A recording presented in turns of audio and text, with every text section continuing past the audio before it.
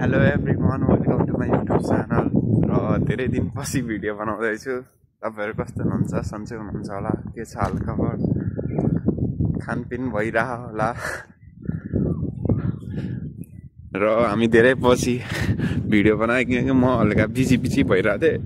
हल्का क्लासहरू थियो, बिजी भन्दा नि के भने अल्छी भइरहेको थियो भनौँ न।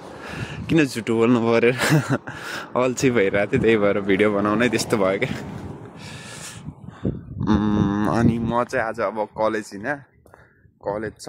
पछि काममा जाने हो।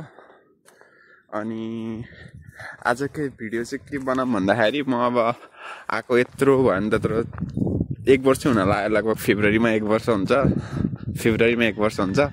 मैले के सिकेँ, यहाँ के भयो, के गरेँ भने सबै कुरा तपाईँहरूलाई आएदेखिबाट अहिलेसम्म के भयो मेरो जिन्दगीमा, के प्रगति भयो कि भएन, सबै कुराहरू तपाईँहरूलाई भन्न चाहन्छु। र जसलाई थाहा छैन, म चाहिँ शिशिर बसेल। म अस्ट्रेलिया चाहिँ फेब्रुअरी 24 दिनमा आएको। फेब्रुअरी 24मा आउने बित्तिकै मेरो त दाइ हुनुहुन्थ्यो यहाँ। उहाँले नै गर्दा उहाँसँगै बसेँ अब म। अनि उहाँसँगै बसेँ लगभग 1 हप्ता जति उहाँसँगै बसेँ। फोकटमा घुम्न सुम्न गएँ होइन, मोज गरेँ 1 हप्ता त। त्यसपछि 1 हप्तापछि रुम खोजेँ, सिङ्गल रुम खोजेँ। 200 कति थियो, 215 थियो हप्ताको भाडा। काम भेटेकै थिएन।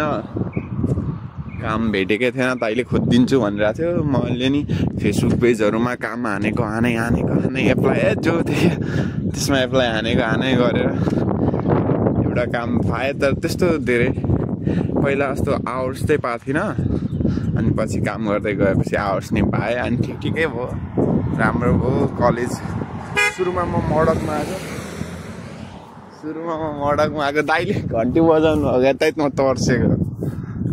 कसले घन्टी बजायो भनेको दाइले पो हैछ। म तर्सेको त्यसरी टङ हर्न बजाउँदाखेरि आमा घरबेटी ओनर दाइ हो, ओनरकै गाडी हो। देखा ओनर दाइ हो, जाति हुनुहुन्छ। मेरो यही ट्रेन छ, ट्रेनबाट अब कलेज जाने। अनि के भनिरहेको थियो होइन, काम भेटेकै थिइनँ, काम खोजेँ, काम पाएँ। अनि त्यस्तो धेरै नि गरिनँ काम चाहिँ। थोरै हप्तामा खर्च हुने जति चाहिँ, रुमको खर्च हुने जति काम गरिरहेको थिएँ। अनि त्यसपछि के हो त्यही काम, कलेजको पैसा, फी चाहिँ युनिको फी चाहिँ लास्ट महँगो थियो। के 14,000 थियो। त्यही भएर कलेज चाहिँ चेन्ज गरेँ। युनि चाहिँ चेन्ज गरेर स्ट्यान्लीमा आएदेखिबाट अहिले चाहिँ एउटा किचनमा काम गर्छु। ठिक छ, हप्तामा 6 दिन गर्छु। ठिक छ, पैसा नि ठिकै पाइरहेको, चलिरहेको।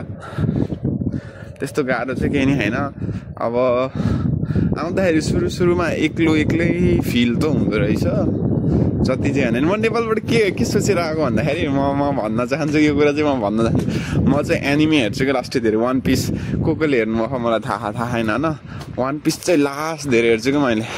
त्यही एनिमीको चक्करमा लुफी छ नि, जसले फ्रिडम चाहियो भन्छ नि, त्यस्तै सोचमा आएको। म नि विदेश गएर केही गरौँला, नाम राखौँला होइन, आफ्नो केही गरौँला, केही गर्छु भनेर नै आयो।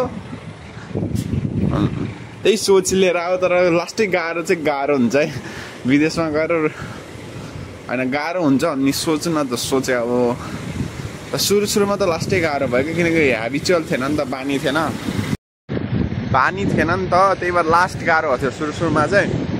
पछि अहिले त अब बानी परिसक्यो, के लाग्दैन। टाइम टेबल नि मिल्छ, हल्का म दिउँसो खाली नै हुन्छु धेरै जसो। ठिक छ, अहिले सबै कुरा राम्रो भइरहेको। सुरुमा लास्टै एक्लो भइदो रहेछ। एक्लो भएर नि घरमा तर फोन गरेर कुराकानी गरिरहेको थिएँ। अनि पछि चाहिँ हप्तामा एकचोटि, महिनामा एकचोटि कुरा गर्न थालेँ। किनकि बाल्दै फेरि ट्रेन आयो, म भ्याउँदिनँ, कसम भ्याउँदिनँ। गयो नि ट्रेन, अच्छा छुटिहाल्यो नि ट्रेन त। किन 5 मिनट पछि फेरि आउँछ। अनि के भन्न लाग्थ्यो मैले बिर्सेँ। अनि के भन्थेँ र मैले सुरुमा आउँदाखेरि चाहिँ, मतलब मैले भने अघि भनिसकेँ, सुरुमा आउँदाखेरि गाह्रो हुन्छ। टाइम टेबल केही मिल्दैन। अब घरमा अब मम्बाबाले उठेर काममा जा भन्नुहुन्थ्यो, आफूले अलार्म लायो, अलार्म बजेकै थाहा पाइँदैन, राति यस्तो निन्द्रामा भुस परे हुन्छ केही थाहा पाउँदैन, गाह्रो हुन्छ। लास्ट औडा गाह्रो हुन्छ। अहिले त सजिलो छ, मलाई अहिले त गाह्रो छैन। अहिले नि गाह्रो छ भने त फोकट हुन्छ, त्यत्तिकै आफ्नो अडियन्सलाई ढाँटी जस्तो हुन्छ। अहिले त गाह्रो छैन, पहिला मात्रै हो गाह्रो। सुरुको 1-2 हप्ता, 1-2 महिना, 3 महिना, 4 महिना, 6 महिना गाह्रो भयो भनौँ। अहिले त धेरै भइसक्यो आएको 6 महिना। अनि यहाँ आएपछि के हुन्छ भन्दाखेरि मान्छेले मतलब नि हुन्छ नि, मान्छेले आफ्नो काममा यति फोकस गरे हुन्छ कि थाहा नै हुँदैन के। यहाँ अस्ट्रेलियामा सानो ठुलो भन्ने कामै हुँदैन होइन। जुन कामको नि पैसा राम्रो हुन्छ, रेस्पेक्ट राम्रो हुन्छ, सबमा इज्जत गर्छ। तर आफूले नि होइन त्यस्तै मतलब डिसिप्लिनमा बस्नुपर्छ। जस्तै अहिले ट्रेनमा मैले रेकर्डिङ गरेको नि त्यस्तो गर्न पाइँदैन के, त्यस्तो बोल्न पाइँदैन ट्रेनहरूमा, बसहरूमा बोल्न पाइँदैन। यो त्यो नपाइने चिज मैले गरिरहेको केही भएन होइन। अहिले त यहाँ त बोल्न पाइन्छ, तर ट्रेनभित्र गएर चाहिँ बोल्न पाइँदैन।